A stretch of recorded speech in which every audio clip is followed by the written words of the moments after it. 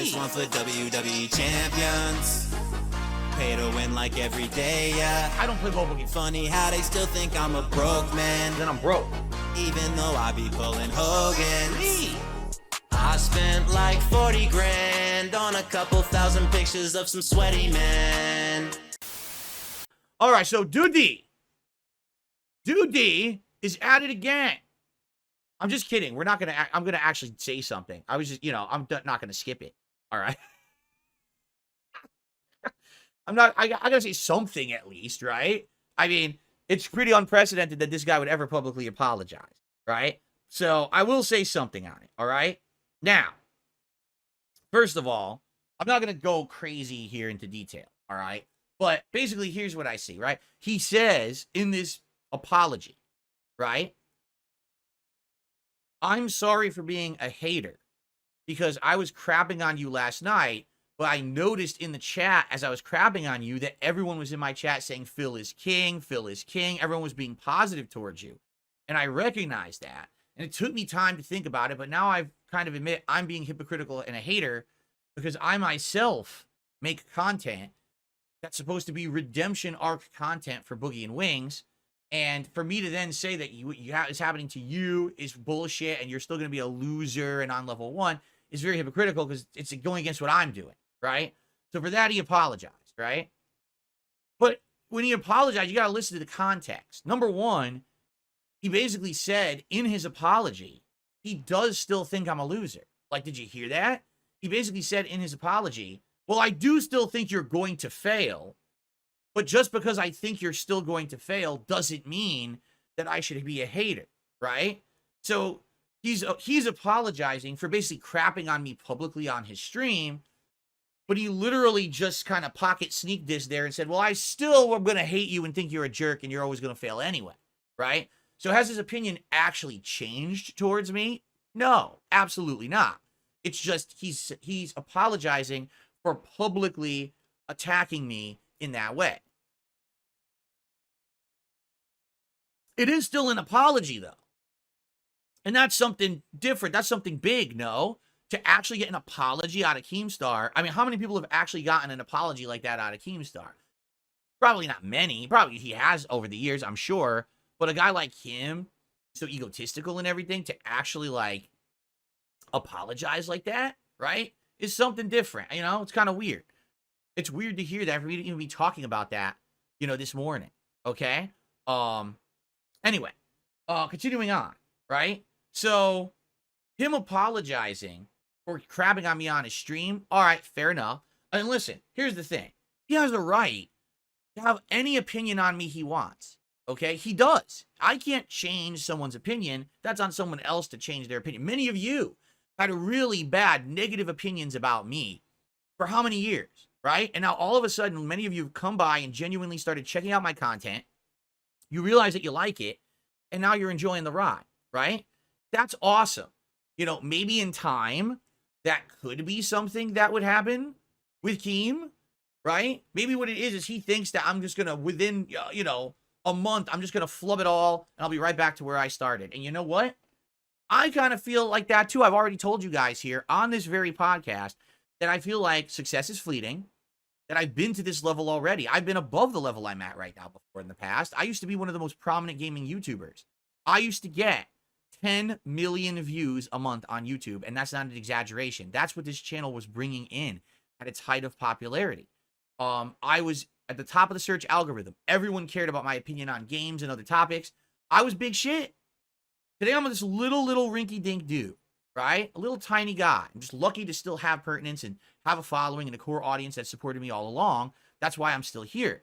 But the fact that, this guy for so long has had this negative opinion on me. And now, at very least, realizes, well, maybe I just shouldn't be publicly talking about that opinion because it is bad with his redemption going on right now. I'm doing redemption art content, so it doesn't really make sense. That's at least something, right? That's an acknowledgement. It's a positive acknowledgement in one way, all right? And at the same time, perhaps there will be over time a feeling of that, change towards me. I don't think that for certain people, change doesn't come instantly, right? For many of you, you probably never even heard of me. And then when the Kino Casino stuff started, and then I started working with those guys, then all of a sudden, oh, you're exposed to me. Now you're interested, right? Now you like it. Keem has known about me for a very long time. He's seen the rise and fall, and he's seen all this shit. And, you know, for him, maybe it's much harder to believe that someone like me could not fail, all right? I can kind of get that, all right? You know, I mean, but it is a sneak diss at the same time, the way he's doing this, you know? And by the way, we should say this too. The one reason why he's apologizing is because of the chat. You understand that? Like, he was streaming this documentary about Rich that was very, you know, anti-Rich. He was slamming Rich and everything. And the segment came up about me, and he says, oh, he's a loser, whatever. And the chat's like, no, he's king. Don't you understand? People like him now. We're watching his content. All that stuff is bullshit. We don't care about it. We like Phil now. And it's not right that you're slandering him like this on your stream. It's just old, tired shit. Cut it out. Phil's king. And then when he saw that, he realized, oh, so I guess the shtick won't work anymore, right? Like, the shtick literally will not work. I can't just sit here and crap on Phil anymore because public opinion has changed. And now I have to change too, because if I keep the same old, tired, hate on Phil shtick going, people are going to say that I'm outdated, I'm tired, I'm not with the times, right? And that's how Keem is. He wants to stay in line with what's popular. And so he's now, that was probably the first time he even knew that I was going through any kind of a redemption arc, all right? And so now he's exposed to it. Oh, okay, well, now I'll change, all right? So is it a full-fledged, outright, oh my God, let's break bread and forgive each other kind of an apology? No, it is not. And not in any way, shape, or form. He's literally just saying, listen, I'm sorry that I insulted you publicly on my stream last night. That's it. All right? I mean, let's be honest here. Okay? This is not our first interaction, right? So, you know, I got a few things to say, all right, before I even give a final statement on it. But I got a couple questions for Keem, all right? So, Keem, I got a question for you, all right? You remember when you were trying to get me to be part of your show, and instead of actually approaching me like a respectable person or a human or a professional, you yelled at me on your Twitter account, much like you just made this proclamation on your Twitter account, that I needed to contact you right away because there was an offer of $50,000 that was going to expire, right? You're basically making demands. Do you remember that? And do you remember how I was willing to have a discussion, but you basically couldn't contact me like a normal human with respect or dignity, like a business person? Instead, you expected me to drop everything in my life and work to contact you. You remember that, right? Okay. Now, you remember that after that happened, right, that then you continuously started to harass me systematically for about a year, saying negative things about me on your timeline. I mean, just a couple things here. I mean, you remember when you said that you were going to contact my friends and family to try to get dirt on me, and you were going to put all that out publicly. Remember that you were going to have a special edition of your show? You remember when you said that you were going to personally finance a Netflix documentary about me? Anyone remember that one? Yeah, he said he was going to actually finance and produce a Netflix documentary on me and put it on Netflix, a slanderous documentary talking all kinds of shit about me, right? This is not fake made up stuff. This is stuff he's all done publicly on his timeline. The same timeline where he's just posted this. He's done all of this. Do you remember? Do you remember last year I was on this show? It was called Side Scrollers. And when I was on the show, because the show was so popular at the time, because it was a rare interview with me, that you showed up and tried to make it about you. You remember when you decided to promote a stupid waste of time boxing match between Boogie and Wings during my interview with Side Scrollers? Do you remember that? I think I remember that happening. Okay? I do. I think I kind of recall some of this happening. Okay? Continue. Let's continue. Do you remember not even a month ago when on your Lolcow podcast Twitter account, you posted up saying that you were considering legal action against me because I had an opinion about your show stating that I felt that it was scripted. And you said that me saying that on my show, without prefacing it, saying that it was my opinion, means that I was stating it as a fact, and that means that it's defamation or slander. I mean, I could actually analyze that for about an hour and completely destroy you, but I'm not going to because it's not worth my time, okay? But you remember that, right? You remember when you did that, right? And that was less than a month ago. By the way, did anyone notice that in the last month that his Lolcow podcast is literally all scripted content? He's got Boogie and Wings grocery shopping. He's got Boogie picking up trash on the side of the road, drinking bottles of piss. He's got Boogie and Wings going to the Democratic National Convention dressed like Trump supporters, correct? I mean, you remember this, right? This is all happening. This is not me in like a fever dream.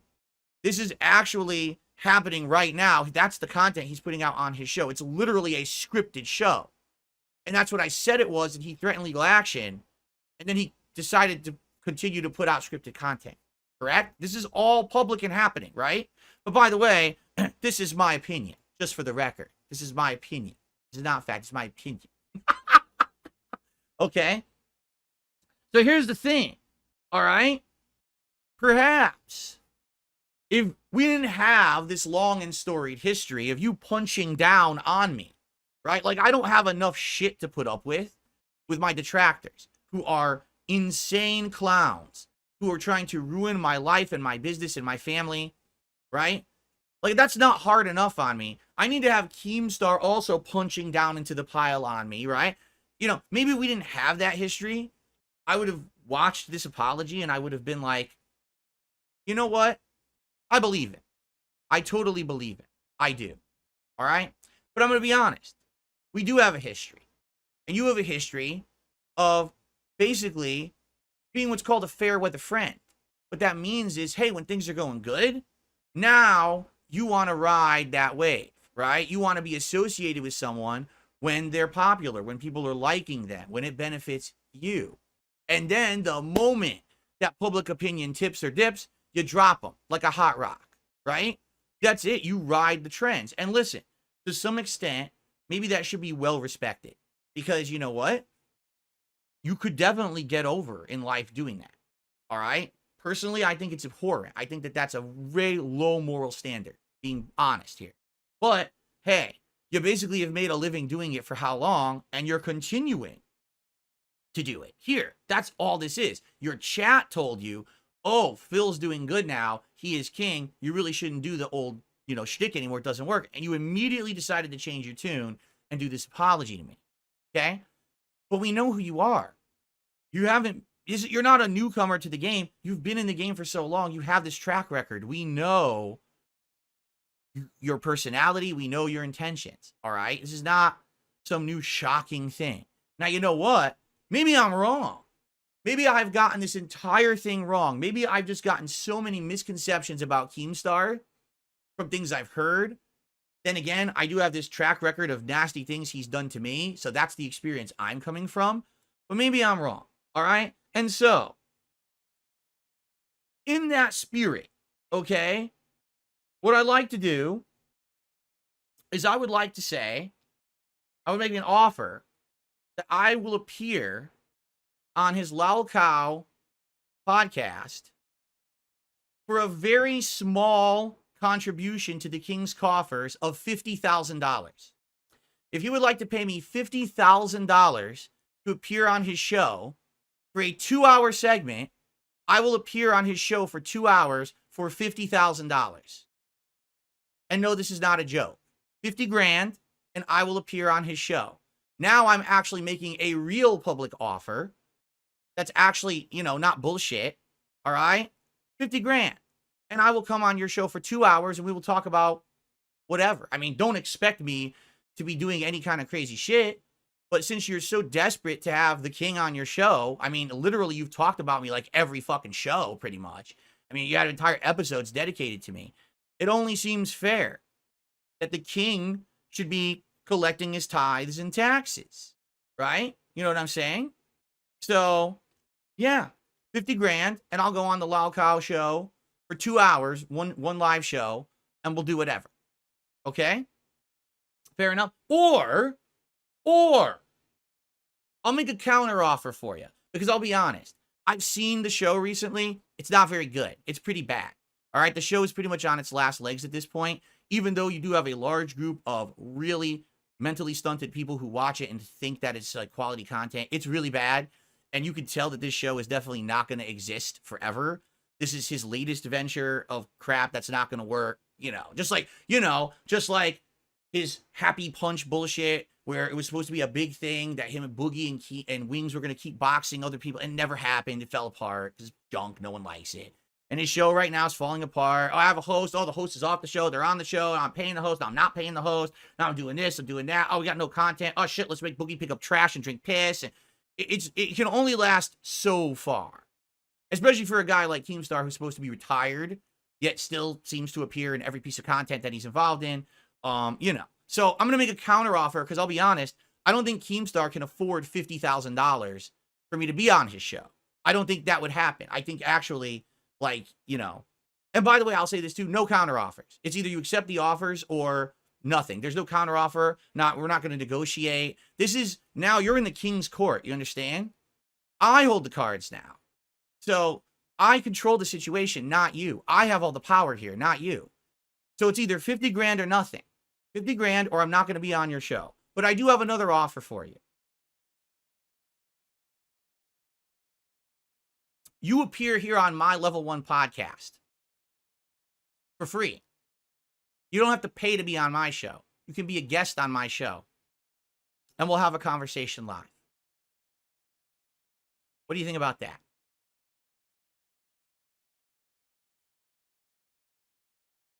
Now, here's the thing. In order to actually have that happen, Keemstar would actually have to find a way to lower himself to my level on level 1. Because usually what he does is he'll go on his Twitter and he'll scream and be like, blah, blah, blah, blah, blah. I'm not going to be following you on Twitter. I'm not going to, if you actually literally go on Twitter right now and say, I accept, I don't give a fuck. You actually have to contact me like a man, like a business transaction, which is what this should be. Not you screaming like a child on Twitter and acting like an immature child. I want you to actually contact me via a method that makes sense. Email, it exists. I have email, right? Twitter, I do have a Twitter account. You're blocked on there. All right. So what I will do now, just to show good faith, the wrong mouse, to show good faith, I'll go and I'll unblock Keemstar on Twitter. So if he actually wants to send me a DM about appearing on this show, all right, we can talk about it. And by the way, I'm just going to tell everyone, I'm not guaranteeing that this is going to happen. This is, could just, you know this guy and his behavior. You know I don't like him. So very well, this could just fall apart immediately and never happen. And that's okay if it does. All right. I'm not expecting anything out of this. All right. But, you want me on your show, you got to pay the king's taxes. It's just that simple. All right. So 50 grand and I'll be on your show for 2 hours, or we could talk about you appearing on my show, the King's Court. You're going to have to lower yourself down to level 1 if you actually want to have a real conversation with me. Don't post on Twitter about this. I don't care. If you do, I'm going to ignore you. Don't make any counter offers. I'm going to ignore them. It's my way or the highway, bro. So let's hear what you have to say about it. Okay. You got some idiot named DSP who's a total piece of shit, by the way. I like to get that on YouTube.